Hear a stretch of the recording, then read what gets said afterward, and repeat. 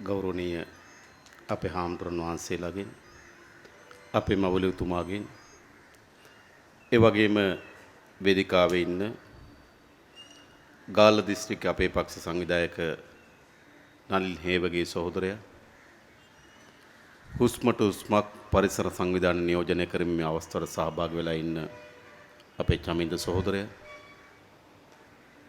ඒ වගේම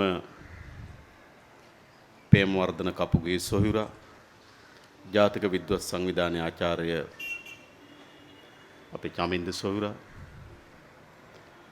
ඇතුළු වේදිකාවේ ඉන්න සියලු දෙනාගෙන සහභාගී වෙලා ඉන්න ආදරණීය අම්මලා තාත්තලා සහෝදරවරු සහෝදරියන් ඇතුළු සියලු දෙනාගෙන් අවසරයි. දැන් ජනාධිපති ඡන්දය අවසන් වෙලා මාස 3ක් ගත වෙලා තියෙනවා. එහෙමනේ. නේද? ඒ ජනාධිපති වර්ණයේ අවසන් වෙලා මාස 3ක් ගත වෙනකොට රටේ ජනතාව විශාල බලාපොරොත්තු අපේක්ෂාවන් පොදි බැඳගෙන ගොඩනගන ලද ආණ්ඩුව මාස 3ක් යනකොට තමන්ගේ අසාර්ථකභාවය තමන්ගේ නොහැකියාව තමන් ජනතාවට මොනතරම් ප්‍රමාණය බොරු වැපුරුවාද කියන එක ඔප්පු කරමින් තිබෙනවා. එහෙම නේද? නේද? දැන් ආණ්ඩුව කැසකවමින් තිබෙන්නේ කුමටද? මේ මාර්තු මාසයේ 2 වෙනිදාට පාර්ලිමේන්තු විසිරුවා හරින්න. ඇත්ත ගත්තොත් 2015 මේ රටේ ජනතාව මේ පාර්ලිමේන්තුව තෝරාගත්තේ 2020 සැප්තැම්බර් මාසේ 2 වෙනිදා දක්වා. ඒ නිසා මේ තියෙන පාර්ලිමේන්තුවට 2020 සැප්තැම්බර් මාසේ 2 වෙනිදා දක්වා කාලය තියෙනවා. එහෙමද? හරිද? හරිනම් මහ ඡන්දෙන්න ඕන කවද්ද? 2020 සැප්තැම්බර් මාසේ 2 වෙනිදා තමයි පාර්ලිමේන්තුව විසිරුව හැරීමට නියමිතව තිබෙන්නේ. එදාට විසිරුව හැරෙනවා. ඇයි? ජනතාව දීපු කාලය ඉවරයි. එහෙමනේ. එහෙනම් මේ මාර්තු 2 වෙනිදාට වෙන්න යන්නේ මොකක්ද? මොකද මේ මාර්තු 2 වෙනිදා වෙන්න යන්නේ? මාර්තු 2 වෙනිදාට විවස්ථාව අනුව ජනාධිපතිවරයාට බලය එනවා පාර්ලිමේන්තු විසිරුව හරින්න. තේරුණා නේද? කියන්නේ පාර්ලිමේන්තුවේ කාලය මාර්තු මාසේ 2 වෙනිදා අවසන් වෙනව නෙවෙයි. සිද්ධ වෙන්නේ මොකද්ද? මාර්තු මාසේ 2 වෙනිදාට ජනාධිපතිවරයාට පාර්ලිමේන්තු විසිරුව හැරීමේ බලය එනවා. අපි දන්නවා අනිවාර්යෙන් මාර්තු මාසේ 2 වෙනිදා රෑ මේක විසිරුව හරිනවා. තව මාස 6ක් තිබියදී. ඇයි මාස 6ක් තිබියදී විසිරුව හරින්නේ? ඇයි නොවැම්බර් මාසයේ ආණ්ඩුව හදනකොට තිබුණු ජනතාවගේ ප්‍රසාදය නෙවෙයි දෙසැම්බර් මාසේ වෙනකොට තිබුණේ. එහෙමනේ. දෙසැම්බර් මාසේ තියෙනකොට ප්‍රසාදය නෙවෙයි ජනවාරි මාසේ තියෙන්නේ. ජනවාරි මාසේ තිබුණු ප්‍රසාදය නෙවෙයි පෙබරවාරි වල තියෙන්නේ. එහෙම නේද? මොකද කියන සෝදු? අඩු වෙමින් තිබෙනවා. ඒ නිසා ආණ්ඩුව දන්නවා සැප්තැම්බර් වෙනකොට වැඩේ හොඳටම කුරුවල් වෙන බව. නේද? නැත්තම් ආණ්ඩුවට පුළුවන්නේ තව මාස 6ක් මේ පාර්ලිමේන්තුව යන්න ඉඩ දීලා ඔය දෙනවා කියන රැකියා දීලා ගොඩනගනවා කියන රට ගොඩනගලා ගේනවා කියන නීති ස්ථාපිත කරලා දෙනවායයි කියන ජනතාවගේ සහන දීලා නේද ඡන්දෙට යන්න පුළුවන් සැප්තැම්බර් වල. හැබැයි ආණ්ඩුව දන්නවා සැප්තැම්බර් වෙනකන් ගියොත් වැඩේ මීටත් වඩා අප්සෙට් බව. මොකද විදුලි බිල වැඩි කරන්න නැතුව තවදුරටත් යන්න බෑ. විදුලි බිල වැඩි කරන්න වෙලා තියෙනවා. එතකොට මොකද කරන්නේ? ඉක්මනින්ම ඡන්දේ තියලා ඊට පස්සේ වැඩි කරනවා. ජල බිල වැඩි කරන්න නැතුව යන්න බෑ. වැඩ බාර ගන්න දවසේම වාසුදේව නානායක්කාර කිව්වා මේක වැඩි කරනවා කිව්ව නේද? හරිද? සැප්තැම්බර් වෙනකන් ඉන්න බෑ. මාර්තු මාසේ ඡන්දේ තියලා වැඩි කරනවා. ඉන්ධන මිල වැඩි කරන්න නැතුව ඉන්න බෑ. මම දැක්ක බන්දුල ගුණවර්ධන පහුගියදා කිව්වා නේද? බිලියන 130ක් කෝටි 13000ක් පාඩු වෙලා තියෙනවා කිව්වා තෙල් මිලෙන්. නිසා තෙල් බිල වැඩි කරන්න වෙනවා. ද සැප්තැම්බර් වෙනකන් ඉන්න බෑ.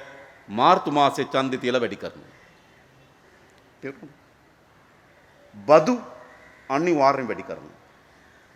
ඒ නිසා ආණ්ඩුව දන්නවා ජනතාවට අතිශය විනාශකාරී දේවල් තමයි ඉදිරියේදී සිදු කරන්න නියමිතව තිබෙන්නේ. එහෙනම් ඊට කලින් ඡන්දය තියන්න ඕනේ. තේරුණාද? ඒ නිසා මාර්තු මාසයේ 2 වෙනිදා පාර්ලිමේන්තු විසිරුවා හරිනවා. පාර්ලිමේන්තු විසිරුව හැරෙන්න තිබෙන්නේ සැප්තැම්බර් මාසයේ 2. මාර්තු මාසයේ 2 වෙනිදාට ජනාධිපතිවරයාට බලය එනවා පාර්ලිමේන්තු විසිරුවා හරින්න. ඔහු මාර්තු මාසයේ 2 විසිරුවා හරිනවා. අපි තමුන්නාන්සලා හම්බෙන්න ආවා. දැන් එහෙනම් අපි ඉදිරිපිට යලි ජාතික මැතිවරණයක්, ඒ කියන්නේ පාර්ලිමේන්තු මැතිවරණයක් අපි ඉදිරිපිට තිබෙනවා. මේ රටේ ජනතාවට අපි ගිහලා ආමන්ත්‍රණය කරන්න ඕන. ගම්වල ඉන්න සාමාන්‍ය අම්මා තාත්තට අපි ආමන්ත්‍රණය කරන්න ඕන මේ ජාතික මැතිවරණය ජනතාවට හිතකර වෙන පරිදි උපයෝගී කරගන්න. නේද? ජනතාවට හිතකර වෙන පරිදි ඡන්දය පාවිච්චි කරන්නේ කොහොමද කියලා අපි සාකච්ඡාවක් පටන් ගන්න ඕන. ඕනේ නැද්ද? සාකච්ඡාවක් පටන් ගන්න. දැන් බලන්න. මේ ආණ්ඩුව ගොඩනගනකොට විශාල එකඟතාවයක් දුන්නා රටේ ආර්ථිකය ගොඩනගන බව. ඔයගොල්ලන්ට මතක ඇති. එක්තරා මාධ්‍ය සාකච්ඡාවකදී මාධ්‍යවේදීන් ගෝඨාභය රාජපක්ෂගෙන් ඇහුවා ඔයගොල්ලෝ මේ කියන ඒවාට සල්ලි හොයාගන්නේ කොහොමද කියලා. ඇහුවා නේද? මතකද? ඒතර මොකද කිව්වේ? ගෝඨාභය රාජපක්ෂ බැලුවා මහින්ද රාජපක්ෂ දිහා. මහින්ද රාජපක්ෂ කිව්වා සල්ලි හොයාගන්න හැටි අපි දන්නවා කිව්වා. කිව්වනේ. දැන් කො? දැන් මොකද?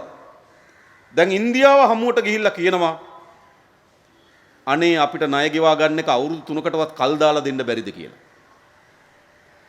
ඒකෙන් පෙන්눔 කරන්නේ අපේ රටේ ආර්ථිකයට ඇති වී තිබෙන විපත්තිය. ඔයගොල්ලෝ කාගෙන් හරි ණයක් ගන්නවා. નિયમિત පරිදි ණය ගෙවන්න සිද්ධ වෙලා තියෙනවා. ණය ගෙවා ගන්න බෑ. එතකොට මොකද කරන්නේ?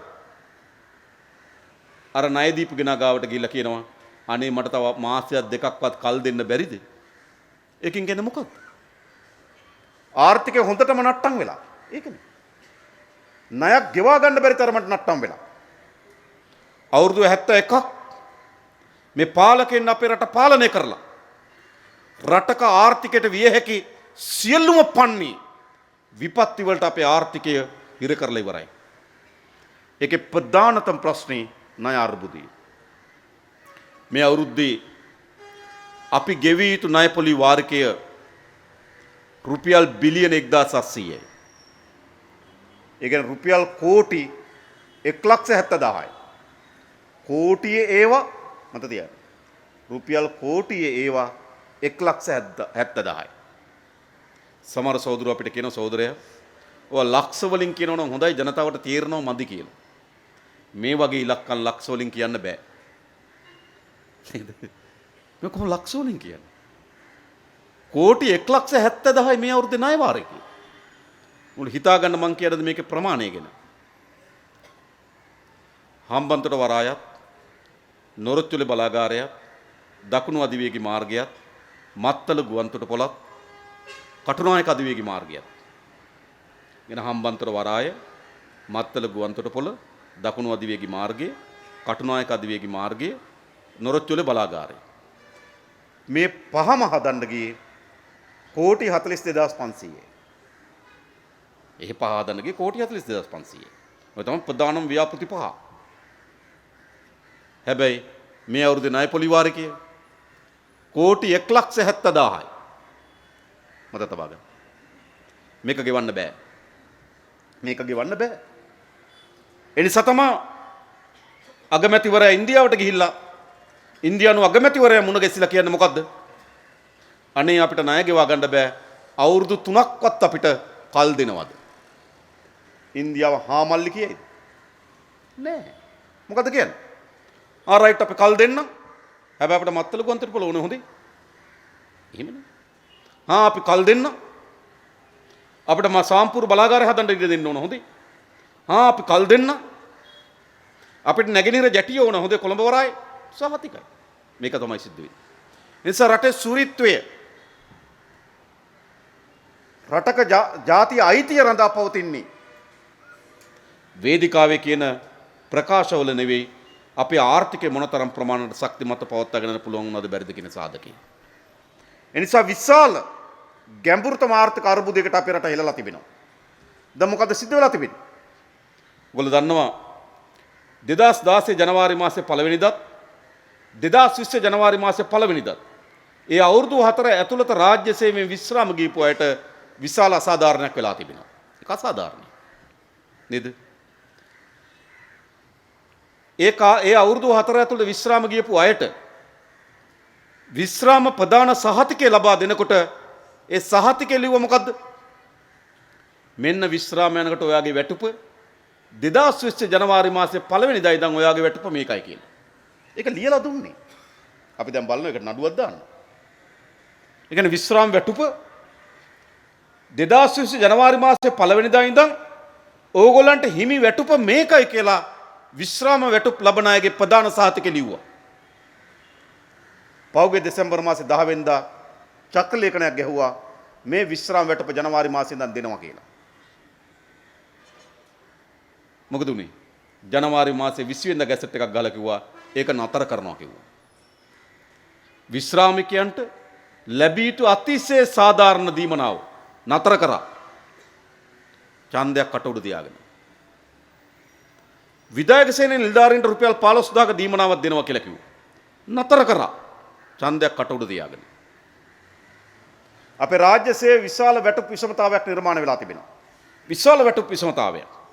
ඒක වෙලා තියෙන්නේ අපේ රාජ්‍ය සේවකගේ වැටුප් වැඩි උනේ යම් ක්‍රමවත් ක්‍රමවේදයකට නෙවෙයි. හයිය තියෙන තෙන් ෆයිට් කරලා ගන්නවා. එහෙමනේ.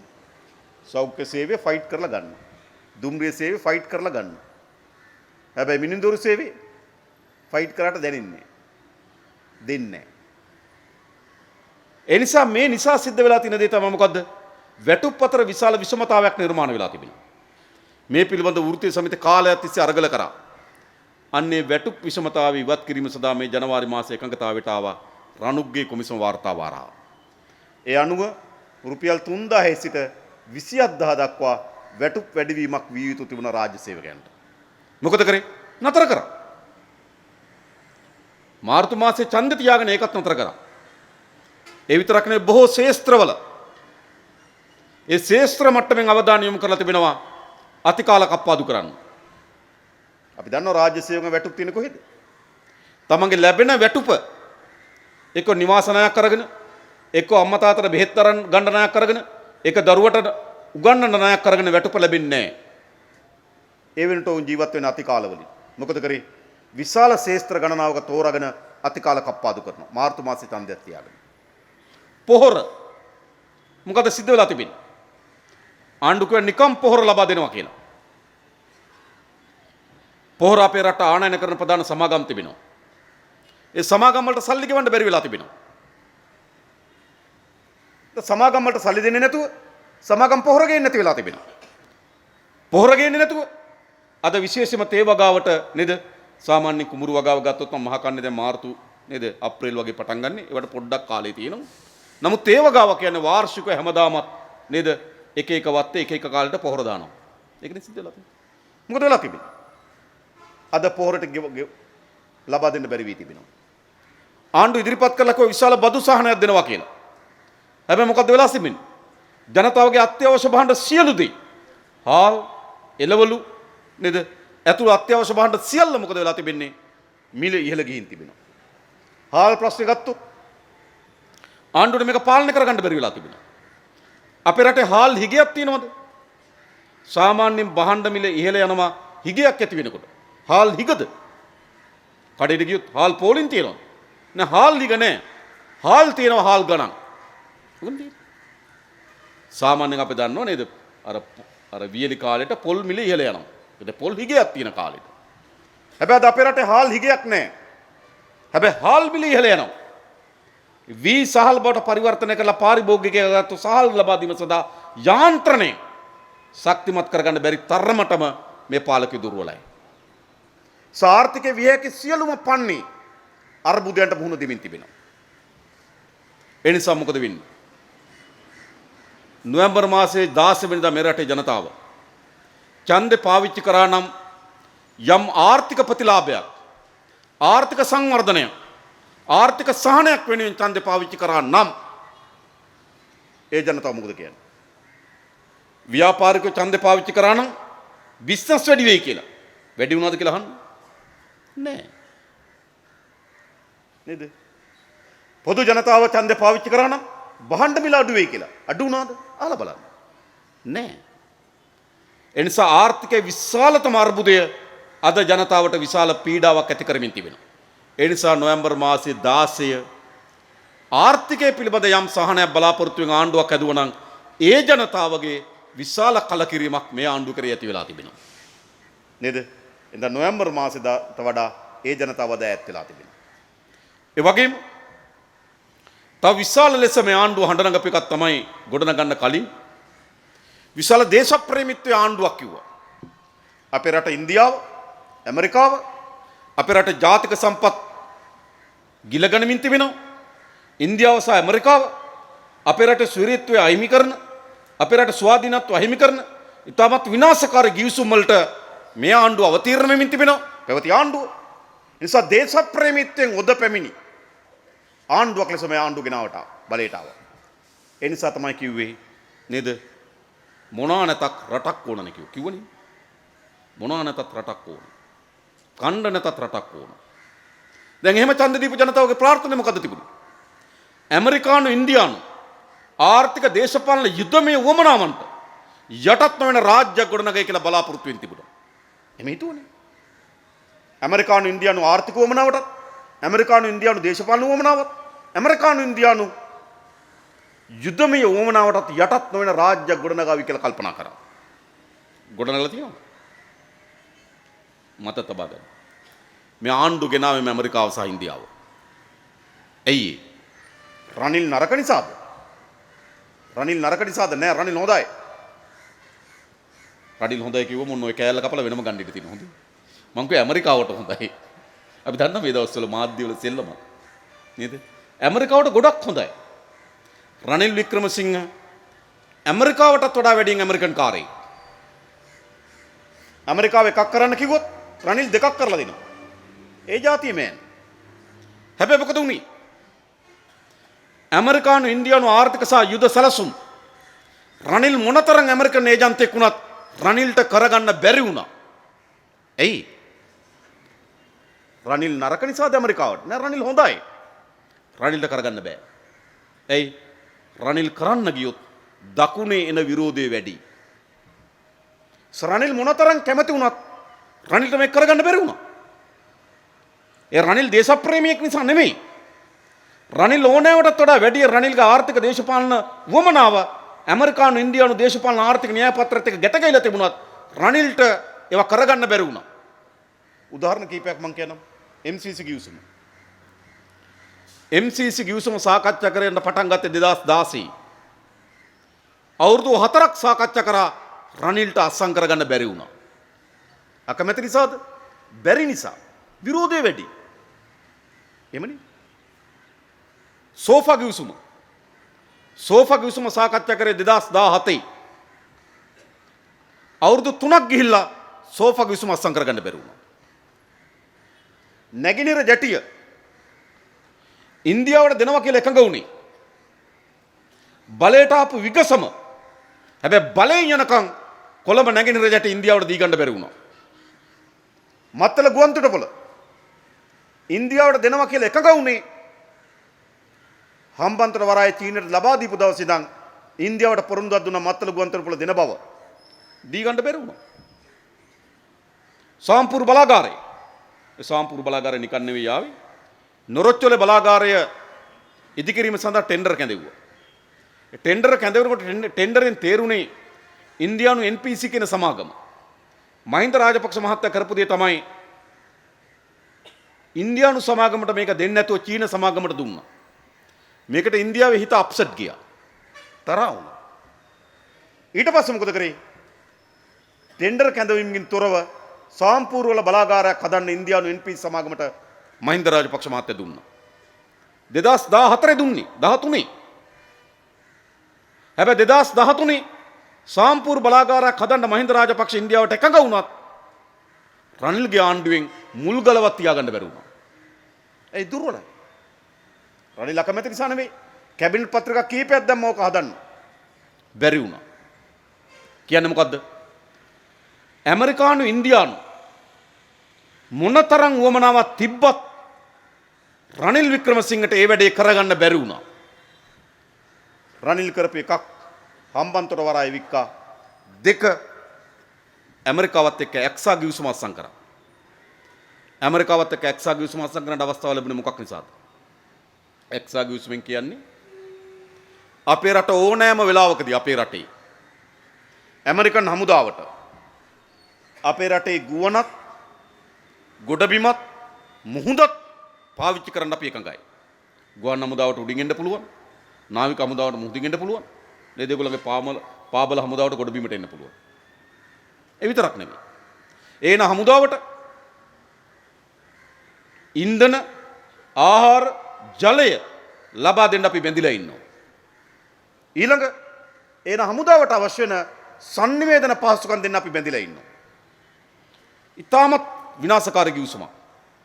ඒයි මේ කලාපයේ ඕනෑම මොහොතක යුද්ධයක් පටන් ගත්තොත් අපි කැමති වුණත් අකමැති වුණත් අපි කාගේ පැත්තද? අපි කාගේ පැත්තද? ඇමරිකන් හමුදාව අපේ ගොඩබිමට එනවනම්, අපේ වරාය පාවිච්චි කරනවනම්, අපේ ගුණ පාවිච්චි කරනවනම්, අපි ආහාර තෙල් ඉන්ධන ලබා දෙනවනම්, ආහාර තෙල් ජලය ලබා දෙනවනම්, ඒකෙන් ගැන අපි කාගේ පැත්තද? ඇමරිකාව පැත්ත. බැරි වෙලාවත් ඉරානයත් එක්ක යුද්ධය ඇවිලෙන්න ඔන්න මෙන්න ආවා. එහෙම ආවනම් අපි කොයි පැත්තද? ඇමරිකාව පැත්ත. අන්නේ විනාශකාරී ගිවිසුම රනිල්ට අත්සන් කරන්න ලැබුණා 2017. හැබැයි රනිල්ට ඒක අත්සන් කරන්න ලැබුණේ මොකක් නිසාද දන්නවද? 2007 ගෝඨාභය අත්සන් කරපු නිසා. ගෝඨාභය රාජපක්ෂ 2017 දී ඒක අත්සන් කරා අවුරුදු 10කට. 2017 දක්වා රනිල් මොකද කරේ? දීර්ඝ කරා. එහෙනම් රනිල්ට අත්සන් කරගන්න හම්බුණු ගිවිසුම මොකද්ද? විනාශකාරී ගිවිසුම. එක්සා ගිවිසුම ඒක අත්සන් කරන්න පුළුවන් උනේ ගෝඨාභය කලින් අත්සන් කරපු නිසා. එනිසා ඇමරිකාවට සහ ඉන්දියාව කල්පනා කරා තව දුරටත් රනිල් මොනතරම් තමන්ගේ හිතවාදී තමන්ට සුවච කීකරු පාලකයා වුණත් රනිල්ලරා මේවා කරගන්න බෑ. ඒ නිසා තමයි ඒගොල්ලෝ කල්පනා කරේ දකුණේ විරෝධකින් තොරව ඇමරිකානු ඉන්දියානු න්‍යාය පත්‍රය ක්‍රියාත්මක කරගන්න පුළුවන් සුදුසුම පාලනය රාජපක්ෂගේ පාලනය. එහෙම නෙවෙයිද? දැන් බලන්න. ඇවිල්ලා දින කීපයක් යනකොට ගෝල් ෆේස් පිට්ටනිය ගාව අක්කර 3ක් දුන්නා. රනිල් දෙන්න ගියා නම් ලේසි වෙන්නේ. රනිල් දෙන්න කැමති. හැබැයි රනිල්ට ලේසියෙන් දෙන්න බෑ. හැබැයි මහින්ද රාජපක්ෂ මහත්තයලා දුන්නානේ. හාවක් කුවක් තියෙන රටේ නෑ පහසුයි. MCC ගිවිසුම ගැන මොකක්ද දැන් කියන්නේ? මොකක්ද MCC ගිවිසුම ගැන කියන්නේ? අපිට කිව්ව මොකද්ද? ඡන්ද කාලෙදි කිව්වා නේද? උඩමළුව වඳින්න යන වීසා ගන්න වෙයි කිව්වා. සීගිරි ගල නගින්න වීසා ගන්න වෙයි කිව්වා. නේද? විශාල මොකද කොරිඩෝවක් හදනවා කිව්වා. ජනතාවට ඒක දැන් නිකන් ඇලක් කපනවා වගේ රටමැදි. නැත්තම් බර්ලින් තාප්පය වගේ තාප්පයක් බඳිනවා වගේ ජනතාවට බැඳුණා. රට බෙදනවා කියලා මහ විනාශයක් ඇදුවා. දැන් මොකද්ද කියන්නේ? දැන් ඒ කියපු දේ අනුව නම් MCC ගිවිසුම පහුවදා නතර කරන්න ඕන. සාකච්ඡා වලින් අයින් වෙන්න ඕන. දැන් මොකද්ද කියන්නේ? එක മന്ത്രിවරයෙක් කියනවා ඒ ගිවිසුමේ 30යි අප්සෙට් 70ක් টොප් කියනවා. කිව්වනේ.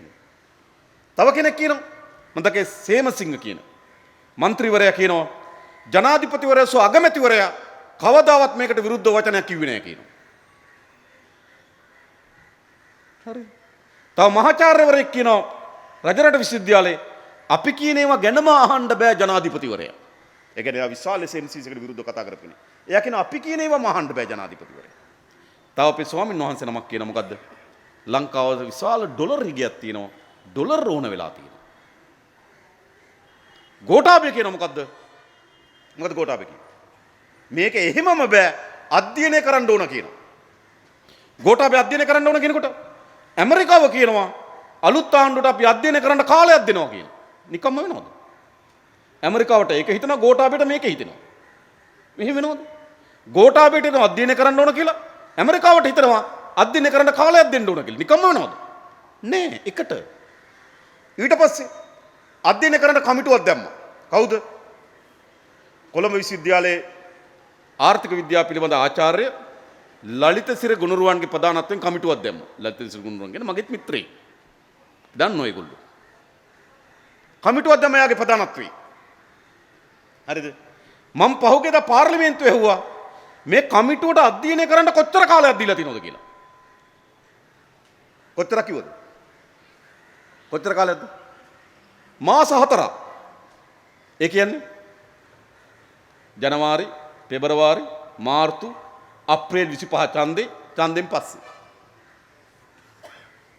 මාස 4ක්. අපි අහනද මේ ගිවිසුමක් අධ්‍යයනය කරන්න මාස 4ක් ඕනද? ලලිතසිර ගුණරුවන් ඔයා ගැන එහෙමද? අපි හිතන් හිටියේ ඔයා නිකන් ශීඝ්‍ර මෑන් කියලානේ. මේ මාස 4ක් ගිවිසුමක් අධ්‍යයනය කරන්නේ නේද? රෑ දෙකක් ඇහැරලා ප්ලේන් ටික පහක් බිව්වනම් පහවදා වාර්තාව ගන්න පුළුවන්. බැරිද? පුළුවන්. මේ මාස 4ක් මොකටද මේ? මේ මාස 4 ඉල්ලන්න අන් කවරටවත් නෙවෙයි මොකක් වෙනුවෙන්ද? මහා ඡන්දෙන් පස්සට. දැන් මම ඕගොල්ලන් අහන්නේ. පැවති පාලනය කිව්වනම් අපි මේක අධ්‍යයනය කරන්න ලෑස්ති වෙලා ඉන්නේ කියලා. මොකද වෙන්නේ? කට්ටිය ඇවිල්ලා ටියුෂන් මාස්ටර්ලා නම් ඇවිල්ලා මොනවද අධ්‍යයනය කරන්නේ මෙන්න කියලා උගන්වනවා. දැන් මීක් නෑ. මතක තබා ගන්න අස්සම් කරනවා. අස්සම් කරනවා. ඒ වගේම සෝෆා ගිවිසුමත් අස්සම් කරනවා. සෝෆා ගිවිසුමේ අරමුණ මොකක්ද උනේ? අර එන ඇමරිකන් හමුදාවට මං කිව්වේ එක්සා ගිවිසුම ඇමරිකන් හමුදාව වෙනවා කියලා. ඒ ඇමරිකන් හමුදාවට ලංකාවේ නීතිය වළංගු නැහැ කියලා තමයි ඒ ගිවිසුමින් කියන්නේ.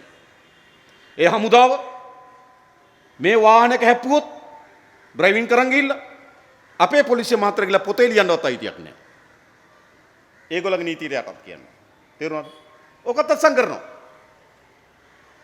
මත්තල ගුවන්තොටුපළ ගැන මොකද්ද? ප්‍රසන්න රණතුංග මොකද්ද කිව්වේ පහුගියදා? මත්තල ගුවන්තොටුපළ සඳහා විදේශ ආයෝජකයෙක් යනවට අපි ලෑස්ති කිව්වා. ඔය කවුද? ඉන්දියාව. රනිල්ට අවුරුදු 4ක් තිස්සේ දී ගන්න බැරි වුණා. ප්‍රසන්න රණතුංග කියනවා මත්තල ගුවන්තොටුපළ අපි නේද?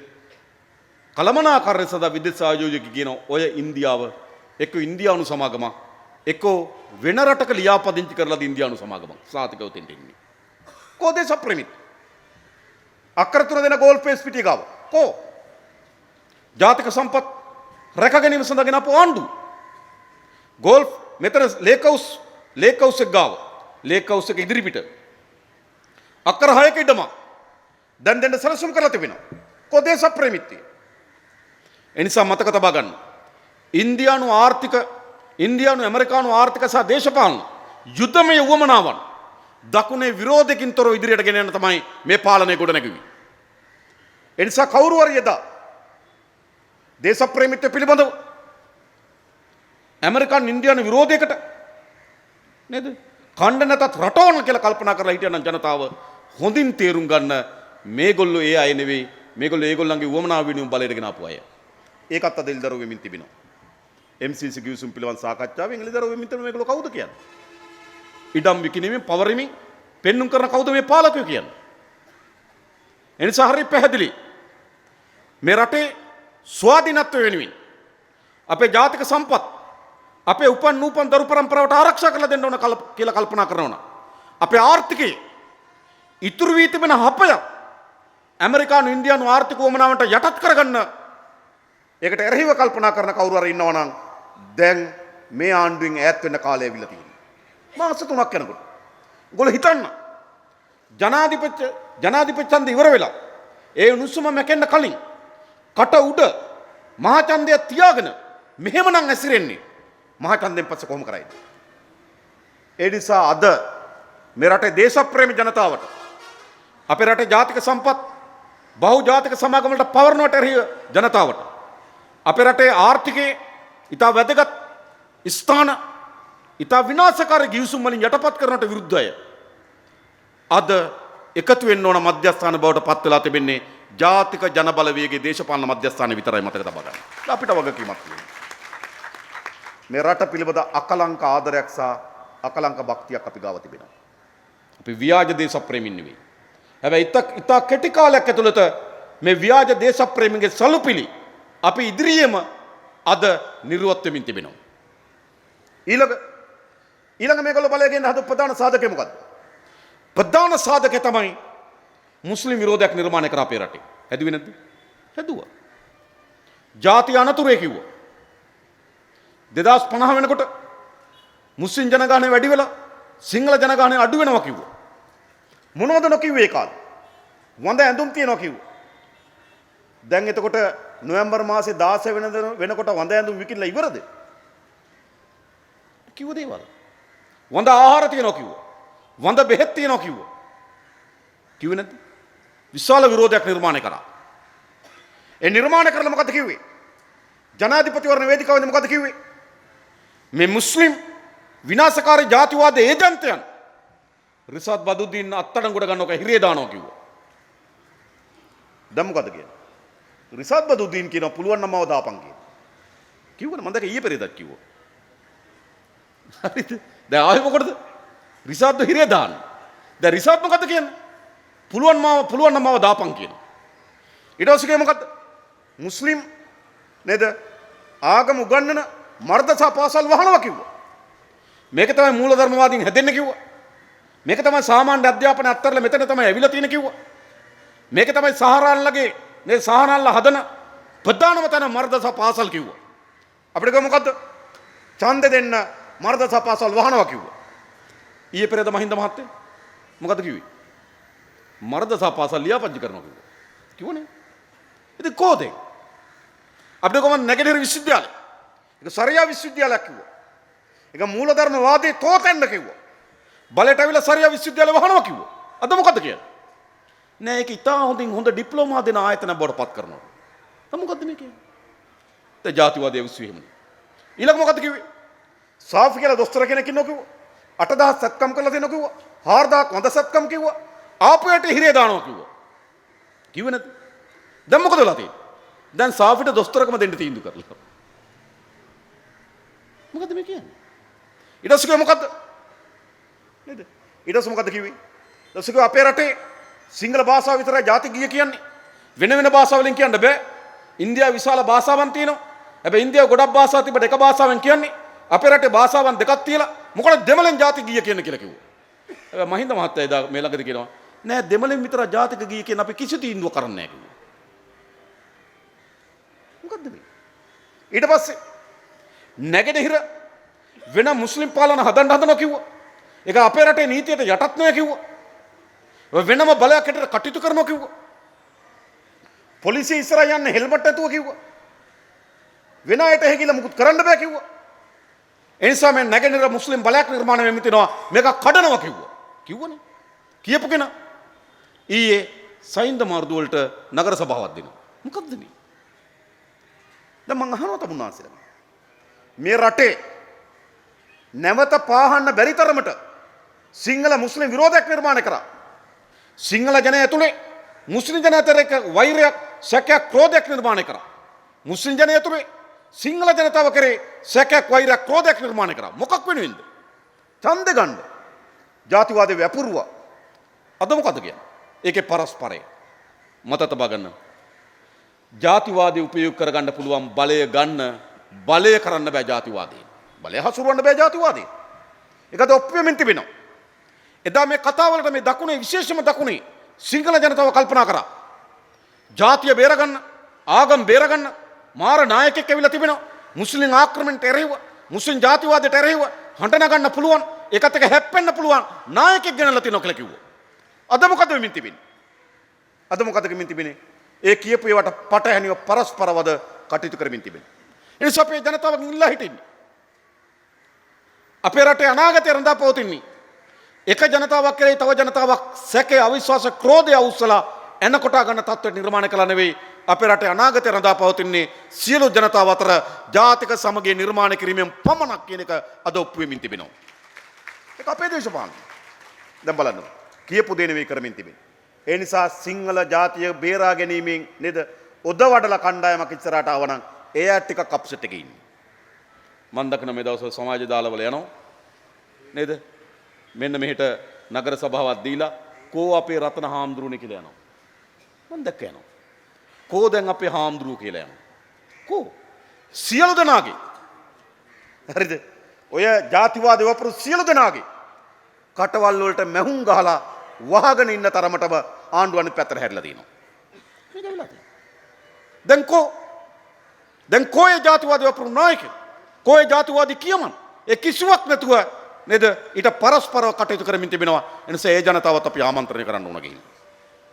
ඊළඟ ප්‍රධාන වශයෙන් ගොඩනැගුවා මොකද්ද? ප්‍රධාන වශයෙන් ගොඩනැගුවා පාරිශුද්ධ පාලනයක් හදනවා කියලා. පාරිශුද්ධ පාලනයක් නෙවෙයි. මේක එක්තරා වර්ගයක වොෂින් මැෂින් එකක්. කිලිටි ඇඳුම් දාලා පිරිසුදු කරලා එන්නේ. ඒ වගේ මොකද වෙලද? හොරු දාලා පිරිසුදු කරලා එන යන්ත්‍රයක් හදලා තියෙන ආණ්ඩුව. පළවෙනි පිරිසුදු කරේ කවුද? එකින් එක කියන්නේ. ඉස්ලාම් ගෝඨාභය රාජපක්ෂ. ගෝඨාභය රාජපක්ෂට ත්‍රිපුද්ගල විශේෂ මහාධිකරණය. හොඳින් තේරුම් ගන්න මේ රටේ ජනතාවට මේවා වෙනවා අඩුයි. ත්‍රිපුද්ගල විශේෂ මහාධිකරණය කියලා කිව්වේ විනිසුරුවන් තුන්දෙනෙකුගෙන් සමන්විත විශේෂ මහාධිකරණයක් පිහිටෙව්වා. ඇයි? ඒකට මේ වංචා දූෂණ පිළිබඳ නඩු විතරයි අහන්නේ. මොකද අනිත් ඒ වගේ නඩු අහන්න ගියොත් නේද? පෙබරවාරි මාසේ නේද? 16 නඩුවක් ගත්තොත් කල් තියෙනවා නොවැම්බර් වලට. අවුරුද්දට දෙපාරයි. ඒ නිසා කිව්වා මෙහෙම බෑ. මේ නඩුට ඉක්මනින් අහලා ඉවර කරන්න ඕන කියලා ත්‍රිපුද්ගල මහාධිකරණයක් පිහිටෙව්වා. ත්‍රිපුද්ගල මහාධිකරණය ගොඩනු කරපු ප්‍රථම නඩු තුන අතර එක නඩුවක් තමයි ගෝඨාභයට විරුද්ධ නඩුව. ඒ මොකද්ද? අම්මා තාත්තගේ සෝන හදා ගැනීම සඳහා ආණ්ඩුවේ සල්ලි වියදම් කරපු නඩුව. මොකද කරේ?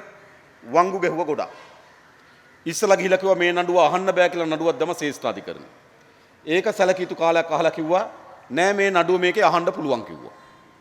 එතකොට අර දිනපතා ඒකෙන් අහන්න හිටියට අහන්න බැරි වුණා. ඊළඟ මොකද කරේ? ඊළඟ නඩු දිනේ එනකොට සිංගප්පූරුවට ගිහලා රෝහල්ගත වුණා.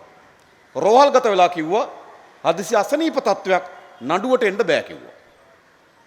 ඊළඟ මොකද උනේ? ඊළඟ නඩු දිනේ දෙනකොට කිව්වා නැවතම පරීක්ෂණයක් සඳහා සිංගප්පූරු යන්න ඕන එදා එන්න බෑ කිව්වා. ඊළඟ නඩු දිනේ දුන්නා. ඡන්ද කාලේ නඩු අහන එක හරියන්නේ නැහැ කිව්වා. ඊළඟ නඩු දිනේ දුන්නා. ඒතකොට ජනාධිපති වෙලා. මොකද කරේ? අධිකරණයට ගිහිල්ලා නීතිපතිවරයා කිව්වා ජනාධිපතිවරයාට විරුද්ධව නඩුව අහන්න බලයක් නැහැ. නඩුව පැත්තකින් තියන්න කිව්වා. තේරුණාද?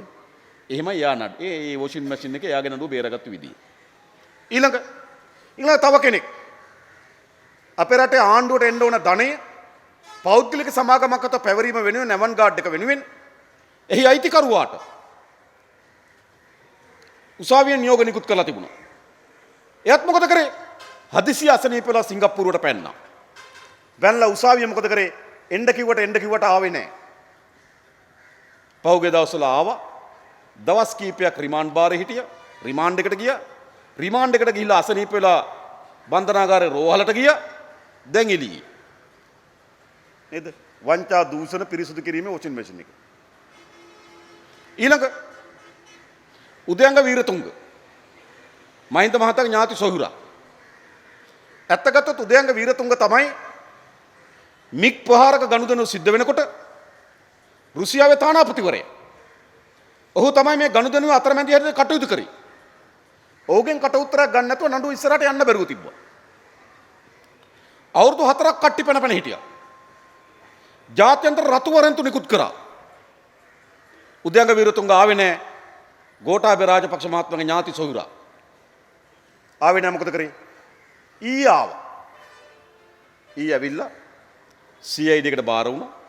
නේ CID එක එයාපෝට් එකකින් ගත්තා. මම දන්නේ කොහොමද ආවේ කියන්න. ඊට පස්සේ කට උත්තරයක් ගත්තා. හෙට දක්වා සඳුදා දක්වා රිමාන්ඩ් කරලා තියෙනවා. මට දැන් ආරංචි රෝහල්ගත කරත් කියලා. බන්ධනාගාර රෝහලයි. හරිද? සඳුදා දක්වා රිමාන්ඩ්. මොකද කරන්නේ? මැෂින් එක ඇතුළට දැම්මා. සඳුදා තව දවස් කිහිපයක් යනකොට එයා එළියේ. ඔය විදිහටම තව ඉන්නවා මෑන් කෙනෙක් මං කියන්න. ඇමරිකාවේ තානාපති මහින්ද මහතාගේ ඥාතියා ජාලි වික්‍රමසූරිය. එයාට නඩුවක් වෙන ඇමරිකන් තානාපති කාර්යාලය හොරෙන් විකුණලා. හරිද? තානාපති කාර්යාලය විකුණපු නඩුව තියෙන්නේ. මම පාර්ලිමේන්තුවේ ඇහුවා ඒ නඩුව අහනකොට එයා පැන්න ඇමරිකාවට. ඊට අප තිබ්බ දෙන්නේ. අප තිබ්බ දෙන්නේ. මම පාර්ලිමේන්තුවේ දැන් අප තිබ්බු දෙන්නකෝ කියලා. ඒ දෙන්නත් පැන්න කිව්වා. දැන් ඒගොල්ලන්ට ජාත්‍යන්තර වරින්තු නිකුත් කරලා තියෙන්නේ. තව ටික දවසකින් ඒගොල්ලොත් එනවා මැෂින් එක ඇතුළට දානවා පිරිසිදු වෙනවා එළියට එනවා. තව අඩු කවුද? තව අඩු කවුද? අර්ජුන මහේන්ද්‍රන්. බලන්න එනවා මැෂින් එක ඇතුළට දානවා පිරිසිදු කරනවා එළියට ගේනවා. මොකද මේ පාලනේ? මත තබා ගන්න හොඳට. පිරිසිදු කරනවා එළියට ගේනවා නෙවෙයි. එළියට ආවට පස්සේ රූපවාහිනී වලට යනවා. මේ අරු සෙල්ලමක්. රිමාන්ඩ් එකට යනවා මහජනක දීපල හොරකම් කරලා රිමාන්ඩ් එකෙන් එළියට යනවා. එළියට ගිහිල්ලා රූපවාහිනියට යනවා. රූපවාහිනිය පැය එකමාර දෙක කවුද මේ? හොරු. මත තබන අපේ රට වංචනිකයන්ගේ හොරුන්ගේ මංකොල්ල කරුවන්ගේ පාරාදීසයක් බවට පත් වෙලා තිබෙනවා. අපේ රට අද සෙල්ලම් දාන්නේ. අපේ රටට කරණම් ගහන්නේ කවුද? ඒ වංචනිකයෝ. තමුන්වන්සලා දන්නවා. දැන් එළියට ආව කවුද? එළියට ආව මොකද්ද? මහා බැංකුවේ සියලු ගනුදෙනු පිළිබඳව ඉතා වැදගත් විමර්ශන වාර්තාවක් එළියට ආවා. ඒ විමර්ශන වාර්තාව මොකද්ද කියන්නේ? ඒ විමර්ශන වාර්තාවේදී කියනවා 2005-15 කාලේ 2002 ඉඳන් බැලුවේ ඒ කාලය තුලත විශේෂම අජිත් කුමාර් කබ්‍රාල් මහ බැංකුවේ අධිපතිවරයා හැටියට ඉන්නකොට බැඳුම් කර මිලදී ගැනීම හරහා මහ බැංකුවට සිදු වී තිබෙන අලාභයේ ප්‍රමාණය දසලක්ෂ 10470යි කියලා. දසලක්ෂ 10470ක පාඩුවක් කළා තිබෙනවා. ඒ පාඩුවෙන් වැඩිම පාඩුව වෙලා තිබෙන්නේ සේවක අර්ථසාධක අරමුදලට. දසලක්ෂ 9875. මුළු පාඩුව කීයද? දසලක්ෂ 10470යි. ඊට පස්සේ ඒකෙන් සේවක අර්ථසාධක අරමුදලට ඇති වෙලා තිබෙන පාඩුව දසලක්ෂ 9875යි. මේ මහජනක ධනෙ සේවක අර්ථසාධක අරමුදල කියන්නේ මොකද්ද? මේ රටේ පෞද්ගලික අංශේ වැඩ කරන සේවක සේවිකාවන්ට තමන් සේවයෙන් ඉවත් වුණාට පසුව තමන් මහලුවේටපත් වුණාට පසුව තමන්ගේ යැපීම සඳහා එකතු වෙන අරමුදල. ඒ අරමුදලෙන් තමයි මේ සෙල්ලම් ඔක්කොම දැම්මේ. දැම්මේ කොහොමද? අජිත් කුමාර් කබ්‍රාල් මහ බැංකුව අධිපතිවරයා හැටියට වාඩි වුණා. ලංකාවේ පළවෙනි වතාවට අපේ රටේ ලියාපදිංචි බැඳුම් කර මිලදී ගන්න පුළුවන් පෞද්ගලික සමාගම් ඉන්නේ 16යි. වෙන කාටවත් මිලදී ගන්න බෑ බැඳුම් කර. තමුන්වන්සලා සල්ලි තිබ්බා කියලා ගන්න බෑ. තමුන්වන්සලා ගන්න පුළුවන් දිවිතික වෙළඳ පොලෙන්. ප්‍රාථමික වෙළඳ පොලෙන් ගන්න පුළුවන් 16 දෙනෙකුට විතරයි. ඒ 16 ගෙන් එකක් තමයි පර්පචුවල් සමාගම. පර්පචුවල් සමාගම බැඳුම් කර වෙළඳ පොලේ ප්‍රථම ගැනුම්කරුවෙක් හැටියට පිළිගත්ත කවුද? ලියාපදිංචි කරේ කවුද? ඒක ලියාපදිංචි මහින්ද රාජපක්ෂගේ යුගයේ අජිත් කුමාර් කබ්‍රාල්. ලියාපදිංචි කරනකොට එම ආයතනයේ ප්‍රධාන විධායක නිලධාරිය කවුද? නිවාඩ් කබ්‍රාල්ගේ සොහොයුරිය නැගණිය. අයියා මහ බැංකුව අධිපතිවරයා. පර්පචුවල් සමාගමේ නංගි ප්‍රධාන විධායක නිලධාරී. තවත් මස්සිනාල අනිත් මූල්‍ය සමාගම්වල. මේ ඥාතින් එක තමයි අජිත් කුමාර් කබ්‍රාල් මේ ගෙම ගැහුවේ. සිද්ධ වෙලා තියෙන පාඩුව මහ බැංකුවට දසලක්ෂ 10470යි. ඒ කබ්‍රාල් සහ ඥාති පරම්පරාවේ ගේම. ඊළඟ මොකද උනේ? ඊළඟ වාඩි වුණා කවුද? මහ බැංකුව අධිපති. පර්පල් සමගම අයිතිකාරද? එයාගේ බෑන අර්ජුන එලෝසියස්. මාමා අර්ජුන මහේන්ද්‍රන්. බෑන අර්ජුන එලෝසියස්. ඒගොල්ලෝ අතර ගනුදෙනු සිද්ධ වුණා. ඒ ගනුදෙනු දෙකකින් විතර සිද්ධ වෙච්ච පාඩුව දසලක්ෂ 11000යි. මොකද්ද මේ වෙලා තිබෙන්නේ? දසලක්ෂ 11000යි ඒ ගනුදෙනුව. රාජපක්ෂගේ ගනුදෙනුව දසලක්ෂ 10470යි. මේ මහජනක ධනෙ කෝටි ප්‍රකෝටි ගණන් හොරකම් කරන පාලනයන් මේවා. කො උත්තර මේවා. ඒ විතරක් නෙවෙයි. මේ ළඟදී එල්දර වුණා මොකද්ද? මිලදී ගන්න සැලසුම් කරා ප්‍රංශෙන් එයාබස් 10ක් සහ කල්බදු ක්‍රමයට එයාබස් 4ක්. ගුවන් යාන 10ක් මිලදී ගන්නත් 4ක් කල්බදු ක්‍රමයට ගන්නත්. පදා එයා ලංකා ආයතනය තීරණය කරා. එයාබස් දෙකක මතක තබා ගන්න. එයාබස් දෙකක VVIP කාමරහයි කරන්න තීරණය කරා. ඒ කියන්නේ ගුවන් යානේ අඳක් තියෙනවා. නාන්න බාත්රූම් එකක් තියෙනවා. මෙහෙමයි දෙකක් VVIP කට්ටල දෙකක් ගුවන් යාන දෙකකට. ඇයි? ඒ දවස්වල මහින්ද මහත්තයා ගුවන් යාන අරගෙන තමයි පිටරට ගියේ. හරිද? එනිසා මොකද කරේ? වෙනම VVIP කට්ටල දෙකක් හයි කරන්න තීරණය කරා මේ ගුවන් යාන දෙකකට. ඒතර මිලදී ගන්නවා 10ක්, බදු ක්‍රමයට ගන්නවා 4ක්, 14ක්. එයා බස් එකත් එක්ක ගනුදෙනුව ගියා. දැන් මේක මිලදී ගැනීමේ තීන්දුව ගන්න ඕන. තීන්දුව ගත්තේ කොහෙද? එයා ලංකා එකේ පිළිබඳ තීරණ ගන්න අධ්‍යක්ෂ මණ්ඩලය. අධ්‍යක්ෂ මණ්ඩලය රැස්ුනේ කොහෙද? අධ්‍යක්ෂ මණ්ඩලය රැස්ුනේ චමන් රාජපක්ෂ ගෙදර. පළවෙනි වතාවට. එයා ලංකා ආයතනයේ අධ්‍යක්ෂ මණ්ඩලය රැස්වෙනවා චමන් රාජපක්ෂගේ ගෙදර. ඔයගොල්ලෝ පිළිගන්නේ මේ වෙන්න පුළුවන් දේවල්. රටේ රාජ්‍ය ආයතනක ඩිරෙක්ටර් බෝඩ් එක තීන්දුව తీරන ගන්න ආයතන රැස්වෙනවා චමල්ගේ ගෙදර. ඒකේ සභාපතිවරයා සිරියන්තිනෝනගේ මල්ලි අධ්‍යක්ෂ මණ්ඩලේ ඉන්නෝ චමන් රාජපක්ෂගේ පුතා කැඳවන්නේ කොහෙද? චමල්ගේ ගෙදර. තීන්දුව කරා මේ ආබස් එක ගන්න. ප්‍රධාන විධායක නිලධාරියා කවුද? කපිල චන්ද්‍රසේන. අය මං කියන්න අධ්‍යක්ෂ මණ්ඩලේ ඉන්න චමල්ගේ පුතා සභාපතිවරයා සිරන්තගේ අයියා රැස්වෙන්නේ චමල්ගේ ගෙදර. ප්‍රධාන විධායක නිලධාරියා කපිල චන්ද්‍රසේන. එදා ඩිරෙක්ටර් බෝඩ් එක රැස් කරලා තීන්දුව ගත්තා මේ එයාබස් ගන්න. එයාබස් ගැනීම වෙනුවෙන් ප්‍රංශ එයාබස් සමාගම කෝටි 300ක් තමයි ලක්ෂ 30000ක් ලක්ෂ 30000ක කොමිස් මුදලක් දෙන්න එකඟ වුණා. මේ ගුවන් යාන 10ක් මිලදී ගන්නවා, 4ක් කල්බදු ක්‍රමයට ගන්නවා. කොමිස් එක කීයද? ලක්ෂ 30000යි. ලක්ෂ 30000න් වාරික වශයෙන් ගෙවන්න පටන් ගත්තා. ඒකෙන් ලක්ෂ 3600ක් ගෙව්වා පළවෙනි වාරිකේ. කොමිස් එක කොහටද ගෙව්වේ? කපිල චන්ද්‍රසේනගේ බිරිඳගේ බ්‍රූනයි වල සමාගමක් පිහිටෙව්වා. ඒ සමාගමට ඒව ලක්ෂ 3600ක්. ඇග්‍රීමන්ට් එකේ එකඟ වුණාට ලක්ෂ 3600ක් ගත්තා. බඩු වෙන විදිහට තමයි ගෙවන්නේ. මොකද උනේ? ගනුදෙනුව කරන්න කලින් ආණ්ඩුව වැටුණා. ආණ්ඩුව වැටුණාට පස්සේ නැවත මොකද කරේ? එයා ලංකේගේ සභාපති ධූරයට දැම්මා. රනිල් වික්‍රමසිංහගේ පන්ති මිතුරා කවුද? අජිත් ඩයස්. එයා ලංකේගේ සභාපති කරා. එයා ලංකේගේ ප්‍රධාන විධායක නිලධාරියා කරා. රත්වත්තගේ මල්ලි සුරේන් රත්වත්ත. චරිත රත්වත්ත කියලා කියන්නේ රනිල් වික්‍රමසිංහ අතිජාත මිත්‍රයා. ඔක්කොම ගණදුන පිටිපස්සේ ඉන්නේ චරිත රත්වත්ති. චරිත රත්වත්තගේ මල්ලි සුරේන් රත්වත්ත. එයා ලංකේගේ ප්‍රධාන විධායක නිලධාරියා කරා. එදා කවුද? එදා සභාපති සිරන්තගේ අයියා. අධ්‍යක්ෂ මණ්ඩලේ චමල්ගේ පුතා. ප්‍රධාන විධායක නිලධාරී කපිල චන්ද්‍රසේන. රැස් වෙන්නේ චමල්ගේ ගෙදර.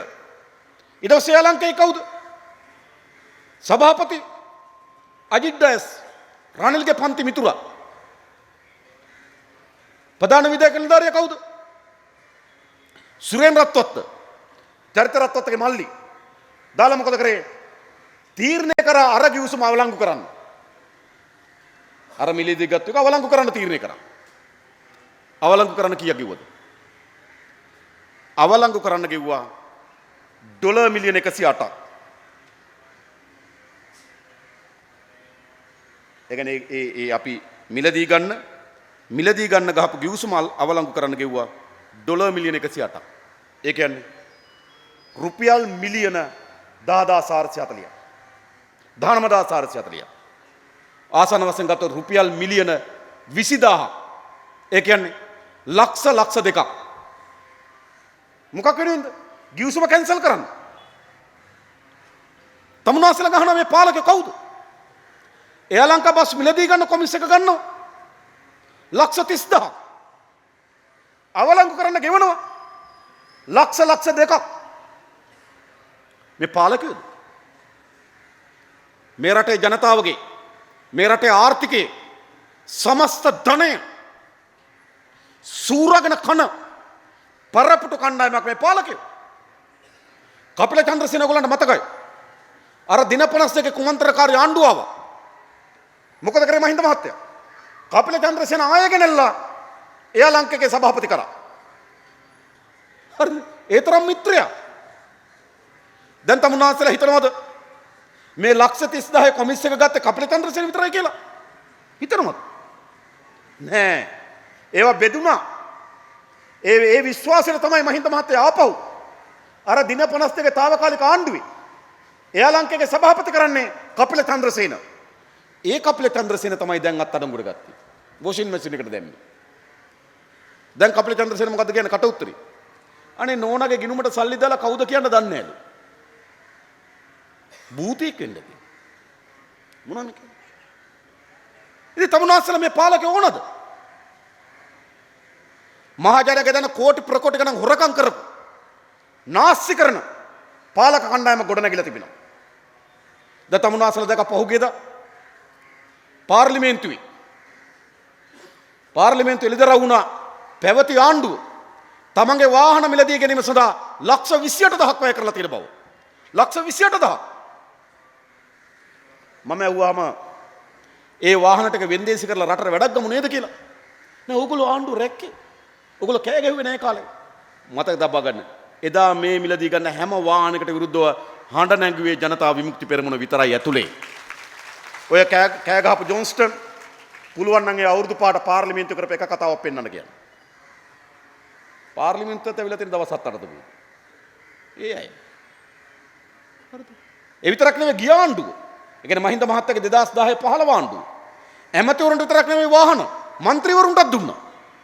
හැම മന്ത്രിවරයෙකුටම දුන්නා ප්‍රාඩෝ ජීප් රථයක් දුඹුරු පාට. මේ පළාත යන්නේ නැති දුඹුරු පාට ප්‍රාඩෝ රථයක්.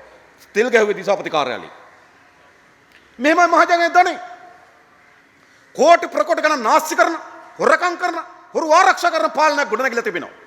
අපි අහන්නේ මේ රටේ ජනතාවගේ. තව දුරටත් මෙහෙම පාලනයක් අපේ රටට ඕනද? නම වෙනස් කරන්න ඕන කාලය විලා තිබෙන්නේ. තව දුරටත් ඇස් මනා පිට අපේ ඇස් ඉදිරි පිට මේ වංචනිකයන් තමන්ගේ ආණ්ඩුව ඇතුළේම ආණ්ඩු බලය උපයෝග කරගෙන වහලා තිබියදී තමන්ගේ ආණ්ඩුව ඇතුළේ මේව වලලන්න උත්සාහ කරමින් තිබියදී එකින් එක එළිදරව් වෙමින් තිබෙනවා. එයා ලංකා ගනුදෙනු එළිදරව් වෙන්නේ නැහැ. අපි මේක 2014 පාර්ලිමේන්තුවේ කිව්වා. අපි මේ කිව්වා. හැබැයි එතකොට කිව්වා ජීවිපේක මඩ ගහනවා සංවර්ධනට විරුද්ධයි. ලොකු යාබස් ගේනවට විරුද්ධයි. එයා ලංකේකට ලොකු ගුවන් යාන ගේනවට විරුද්ධයි. ඔන්න අපිට කියපු එක. හැබැයි අදත් ඒක එළිදරව් වෙන්නේ නැහැ. එළිදරව් වුණේ කොහොමද? ලන්ඩන් මහාධිකරණයේ නඩුවක් ගියා. ප්‍රංශ යාබස් සමාගම ලෝකේ රටවල් වලට කොමිස් දීලා තමයි බිස්නස් ගත්ත කියලා නඩුවක් ගියා. ඒ නඩුව අහගෙන යනකොට තමයි යාබස් සමාගම තවස් කොමිස් දීපු රටක් හැටියට ශ්‍රී ලංකාව වුණේ. එතකොට අපි ඇල්ලුවා නෙවෙයි හොඳේ. අපි කිව්වට අල්ලන්නේ නැහැ. ලන්ඩන් මහාධිකරණය මේක එළියට ආවා. මේ වෙලා තියෙන්නේ. ලෝකේ පුරා මොකද වෙලා තියෙන්නේ? අපේ රටේ මහජනයාගේ ධනය හොරකම් කරපු තොරතුරු තමයි එළියට එමින් තිබෙන්නේ. බ්‍රූනයි වල බැංකු ගිණුම් පරීක්ෂා කරු ශ්‍රී ලාංකිකයන්ගේ හොරු ටික එළියට ගන්න පුළුවන්. ඒ නිසා මහජනයාගේ ධනය කෝටි ප්‍රකෝටි ගණන් නාස්ති කර හොරකම් කරන පාලනයෙන් කොට නැගී තිබෙනවා. ඒ නිසා කවුරු හරි වර්තමාන රාජපක්ෂ පාලනය පිළිබඳව ප්‍රබුද්ධත්වයන් පිළිබඳ විශ්වාසයක් ඇදුවා නම් ඔක්කොම ඉවරයි. නේද? ගෝඨාභය හොඳ පාලනයක් හදයි කියලා දුවන ඉවරයි. මොන හොඳ පාලනද? ඒ වෙලාව අපිට කිව්වා මොකද්ද? ඒ වෙලාව අපිට කිව්වා ගෝඨාභය රාජපක්ෂ රාජ්‍ය ආයතන වලට පත් කරන්නේ ඒ පිළිබඳ හසල දැනුමක් තිබෙන ඒ පිළිබඳව ගොඩන ගන්න පුළුවන් විශ්වාසවන්ත මිනිස්සු කිව්වා. රාජ්‍ය ආයතන වලට දාන්නේ. ජනතාව හිතුවා පළවෙනි වතාවට නේද? විද්වත් කමිටුවක් දාලා ඒ කමිටුවෙන් තමයි ආයතන වලට සුදුසු අය තෝරන්න කිව්වා. දැන් කොහොමද තේරුනේ? නාගරික සංවර්ධන අධිකාරියට පොහොට්ටුව පක්ෂ පාලක ලේකම් රේණුක පෙරරා විද්වත් එකකින් වෙන්නේ. මධ්‍යම පරිසර අධිකාරියට ජනාධිපති ඡන්දේ තමන් එක ඉල්ලපු බඩි අපේක්ෂකයා. තව රාජ්‍ය ආයතනයකට සෙලාම් බැංකුවෙන් සල්ලි හොරකම් කරලා පන්නපු මෑන්. සෙලාම් බැංකුවෙන් සල්ලි හොරකම් කරලා එළියට දැම්මා. මිනිහා ඇවිල්ලා සභාපති කෙනෙක් කරලා. තව තැනකට පළාත් මාර්ග සංවර්ධන අධිකාරියේ සභාපති මහරගම කොඩිකාර ලැජ්ජයි. කවුද මේ? එයාපෝට් මේ ගුවන්තොටුපළ හා ගුවන් සේවා සමාගමට කවුද? කවුද? අලුත් නෑදෑයෝ නේද? නාමල්ගේ නැන්දයි නේද? යෝසිතගේ මන් දන්නේ ඕනේ මාමයි. කොහොම හරි නැන්ද මාමා කෙනෙක් අලුතෙන් ආපු. ඒගොල්ලෝ ගුවන්තොටුපළ හා ගුවන් සමාගමට දාලා සේවා සමාගමට දාලා තියෙනවා. කවුද? ආයතන ගොඩකට පත් කරගන්න බැරි වෙලා තිබෙනවා. තවත් ගොඩකට අපේ රටේ මොකද වෙලා තිබෙන්නේ? වංචනයකින් දාලා තිබෙනවා. සාමේ තෝරන්න පත් කරපු කමිටුව කවුද? කමිටුව කවුද? ඒ කියන්නේ රාජ්‍ය ආයතනවල හොඳ මිනිස්සු තෝරලා දාන්න පත් කරපු කමිටුව කවුද? නාලක ගොඩ ඒවා. නාලක ගොඩ ඒවා කියන්නේ රිමාන්ඩ් වල හිටිය සල්ලි හොරකම් කරලා. ඊළඟ ලලිත් වීරතුංග. ලලිත් වීරතුංග කියන්නේ සිල් රෙදි වලින් සල්ලි හොරකම් කරලා නේද? හිරේ ගිහිල්ලා අප පිට ඉන්න කෙනා. අනිත් කෙනා ගාමිණී සෙනරත්. ගාමිණී සෙනරත් කියන්නේ කවුද? නේද? සල්ලි හොරකම් කිරීම පිළිබඳ නඩුව පවරුව ක්‍රමයේ අප්සෙට් කියලා එළියට ආපු කෙනා. වැඩේ අප්සෙට් කියලා නෙවෙයි, වැඩේ හොඳයි කියලා නෙවෙයි. ක්‍රමයේ අප්සෙට් කියලා එළියට ආපු කෙනා. අනිත් කෙනා කවුද? පී.බී. ජයසුන්දර. දැන් බලන්න. අපේ රටේ ජනාධිපති ලේකම් පී.බී. ජයසුන්දර. එයා කවුද? එයා ශ්‍රේෂ්ඨාධිකරණයට පෞද්ගලික මුදලේ වන්දි ගෙවලා දඩ ගෙවලා ලක්ෂ 5ක් රාජ්‍ය සේවය තහනම් කරපු කෙනා ජනාධිපති ලේකම්. අගමැති ලේකම් ගාමිණී සෙනරත්. එයා මහජන දේපොළ හොරකම් කරලා නඩු තිබ්බු කෙනා. උපදේශක ලලිත් වීරතුංග. හිරදඩුව ලබලා නේද අප පිට එළියේ ඉන්න කෙනා. ඒ නිසා අපේ රට කවුද? අපේ රට වංචනිකයන්ගේ හොරුන්ගේ පාරාදීසයක් අද. එනිසා මේ රටේ ජනතාවට වගකීමක් තිබෙනවා. මෙන්න මේකෙන් අපි මේ රට මුදවා ගන්න ඕනකම තිබෙනවා. ඒ නිසා මාස කීපයක් යනකොට වර්තමාන පාලනය මොකක්ද කියලා ඔප්පු වෙමින් තිබෙනවා. මේකට උත්තරය කවුද? මේකට උත්තරය එක්සත් ජාතික පක්ෂයද? එක්සත් ජාතික පක්ෂය. ඒක එක්සත් භාවයකුත් නැහැ, ජාතික භාවයකුත් නැහැ, පක්ෂයකුත් නැහැ. මොකද එක්සත් ජාතිකද පක්ෂයක්ද මොකවත් නැහැ. අවුරුදු 15ක් තිස්සේ ගහ ගන්නවා. පක්ෂයක් අවුරුදු 15ක් තිස්සේ ගහ ගන්නවා. පොඩි කාලයක්. අවුරුදු 15ක් තිස්සේ ගහ ගන්නවා. හරිද? රනිල් වික්‍රමසිංහක් කියන සජිත් ප්‍රේමදාස තව එකක් කියන නායකයෝද? නායකයෝ නෙවෙයි, පක්ෂයක් නෑ අද ඒකේ. මේ ඇති වී තිබෙන ව්‍යසනයට හරි අඩකට වඩා වැඩියෙන් වග කියන්න ඕන එක්සත් ජාතික පක්ෂය. පෞගේ අවුරුදු 4මාර පාලනේ 2005 මේ රටේ ජනතාව ඉස්සරහට ඇවිල්ලා ප්‍රජාතන්ත්‍රවාදයේ යහපත් ආණ්ඩු කරනක් වෙන ගොඩනගපු පාලනේ වංචාවේ දූෂණය කෙලපෙමිණු පාලනයක් බවට පත් වුණා.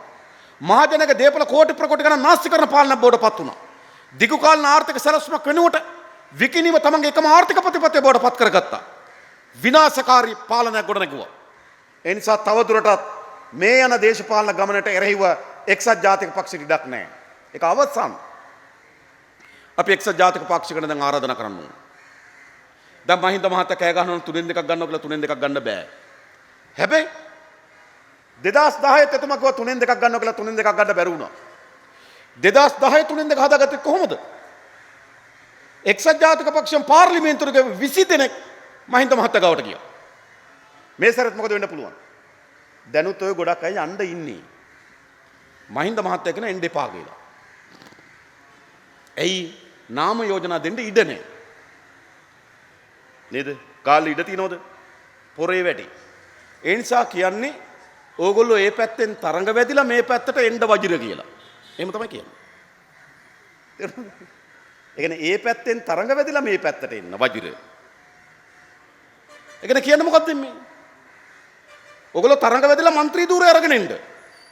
ඒ නිසා කවුරු හරි එක්සත් ජාතික පක්ෂයට කතරයක් ගහනවා නම් ඒකෙන් කියන අන්කවරක්වත් නෙවෙයි මහින්ද මහත්තයාගේ 3න් 2 හදන්න අපි සපෝට් කියලා. ඒකයි කියන්නේ. හරිද? ඒ නිසාද මොකද වෙලා තිබෙන්නේ? මේ ගත වෙච්ච මාස 3කට වඩා මාස 3 කාල පරිච්ඡේදයට වඩා වැඩි මේ මහාචන්දෙන් පස්සේ මේ ආණ්ඩු විනාශකාරීත්වය. මේ ගත වෙච්ච මාස 3කට වඩා වැඩි විනාශකාරී ප්‍රවේශයකට තමයි මහාචන්දෙන් පස්සේ යන්නේ. එහෙනම් මොකක්ද ඕන? ඒකට හැප්පෙන්න පුළුවන් ව්‍යාපාරයක් හදන්න ඕන. හැප්පෙන්න පුළුවන් ව්‍යාපාරයක්. එකක් ඒකට විරුද්ධව පාර්ලිමේන්තුවේ හැප්පෙන්න පුළුවන් කණ්ඩායමක්. දෙක ඒකට විරුද්ධව මහපාරේ අරගල කරන්න පුළුවන් ව්‍යාපාරයක් අපි හදන්න ඕන. ඒක තමයි ජාතික ජන බලවේගය කියනන් කවරක්වත් නෙවෙයි. ඒ නිසා මේ පාර්ලිමේන්තුවේ ඉතා ප්‍රබලතම කණ්ඩායමක් මහමැතිවරණයේදී ජාතික ජන බලවේගය වෙත අරන් දෙන්න තමුන්නාන්සලා කටයුතු කරන්න කියලා පිළිනවා. අපේ නලින් හේවගේ සහෝදරය, අපේ රත්නගමගේ සහෝදරය ඇතුළු ඉතාව ප්‍රබල කණ්ඩායමක් අපි මේ ගාල දිස්ත්‍රික්කෙ ඉදිරිපත් කරලා තිබෙනවා. තමුන්නාන්සලා අපි ඉල්ලා හිටින්නේ ඒ කණ්ඩායමෙන් සැලකිතු පිරිසක් පාර්ලිමේන්තුවට එවන්න. මොකක් වෙනුවෙන්ද? ගොඩනගන ලද ආණ්ඩුව ජනතාවට එරෙහිව කටයුතු කරනකොට අන්න ඊට එරෙහිව පාර්ලිමේන්තුවේ හඬ නගන්න නම් නලින් හේවගේ ගාල්ලෙන් පාර්ලිමේන්තුවේ ඉන්න ඕන නේද? ඉන්න ඕනේ නැද්ද? රත්නගමගේ සහෝදරයා ඉන්න ඕනේ නැද්ද? ඒසො හොඳ කණ්ඩායමක් අපි දාලා තියෙනවා තමුන්නාසලා පාර්ලිමේන්තුවට එවන්න. මොකද එකක් පාර්ලිමේන්තුව. පාර්ලිමේන්තුව විතරක් නෙවෙයි මේ සටන එළියෙත් තියෙනවා.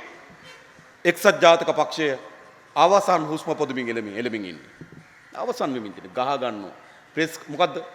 මං කියන්නේ ආණ්ඩුව ඇවිල්ලා මාස 3යි. එක්සත් ජාතික පක්ෂ මාධ්‍ය සාකච්ඡාවක් තිබ්බනම් තිබ්බේ එක කණ්ඩායම සජිත්ට බයින්ද කියනවා, අනිත් කණ්ඩායම රනිල්ට බයින්ද කියනවා. පක්ෂද මේවා? මේ පක්ෂයක ඇතුලේ අර්බුදයක් තියෙනවා නම් නේද? සිරිකොත කාමරය ඇතුලේ විශ්ත ගන්නවා. මාධ්‍ය සාකච්ඡා තියන්නේ මොකටද? අරයට බයින්ද මෙයාට බයින්ද? පක්ෂ නෙවෙයි. ඒ නිසා තවදුරටත් සමගියක් නැති, එක්සත් භාවයක් නැති, දැක්මක් නැති, අවුරුදු 4මාරක් විනාශකාරීත්වයට ගියපු එක්සත් ජාතික පක්ෂයට මේ ආණ්ඩුවට එරෙහි ආණ්ඩුවේ විනාශකාරී ගමනට එරෙහි ප්‍රබලතම ව්‍යාපාරයක් ගොඩනගන්න බෑ.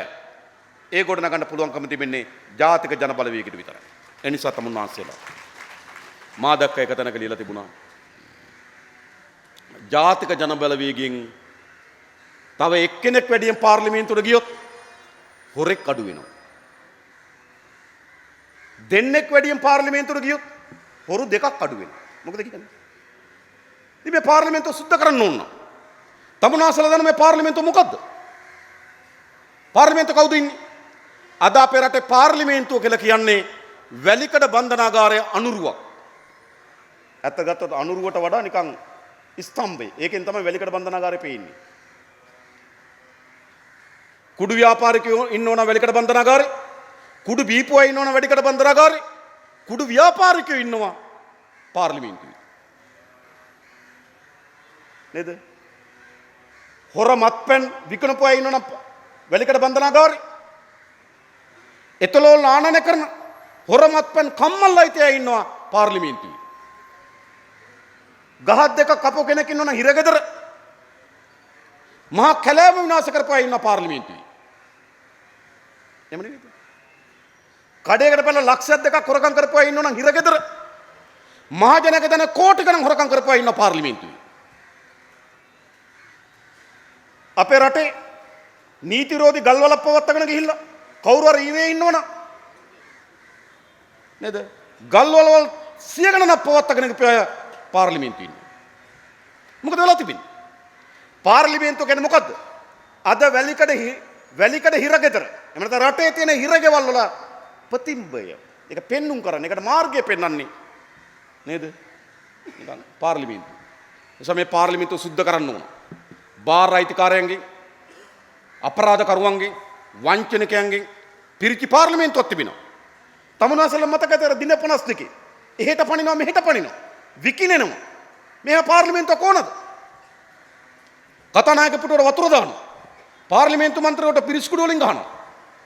පාර්ලිමේන්තු මන්ත්‍රීවරු පොත් වලින් ගහනවා. පුටුවෙන් ගහනවා. ඡාය රූප තියෙනවා. සමහර පිහි අරගෙන එනවා. පාර්ලිමේන්තුවද මේ? මේක සුද්ධ කරන්න ඕනේ නැද්ද? මේක සුද්ධ කරන්න ඕන. මේ පාර්ලිමේන්තුව සුද්ධ කිරීම යනු ජාතික ජන බලවේගයේ නියෝජිතයන් කණ්ඩායමක් පාර්ලිමේන්තුවට වැඩියෙන් යැවීමයි. ගොඩක් අය කියනවා අපේ පාර්ලිමේන්තුව ආදර්ශමත් නැහැනේ. ඔව්. ආදර්ශමත් ජනනායකයන්ගේ ආදර්ශමත් ජන නියෝජිතයන්ගෙන් පාර්ලිමේන්තුවක් හදන්න ඕන නම් තමුන්නාසලා තෝරන්න ඕන කවුද? ජාතික ජන බලවේගයේ නියෝජිතයන් විතරයි මතක තබා ගන්න. වෙන කවුද ඉන්නේ? එනිසා අපිට වැඩක් තියෙනවා. හොඳ දේශපාලන අවස්ථාවක් මතුවලා තිබෙනවා. හැබැයි මේකේ ප්‍රතිඵල ගන්න නම් අපි වැඩියෙන් වැඩ කරන්න පටන් ගන්න ඕන. හැම දෙනාගේම ඉල්ලා හිටින්න. මාර්තු 2 පාර්ලිමේන්තුව විසිරු හරිනවා. බොහෝ දුරට අප්‍රේල් මාස 25 ඡන්දෙ තියෙනවා. තව මාස 2කමාරකටත් වඩා අඩු කාලයක් ඡන්දෙ සදා තියෙනවා. මේ එක්රැස්ලා ඉන්න ඔබ හැමදෙනාම අපේ ගමේ නියෝජිතයෝ, මේ කොට්ටාස නියෝජිතයෝ, කොට්ටාස වැඩ කරන අය, නිසා අලුත් ජනතා කණ්ඩායම් ගාවට ගිහලා අපි හම්බ වෙන්න ඕන. අපි සාකච්ඡා කරන්න ඕන.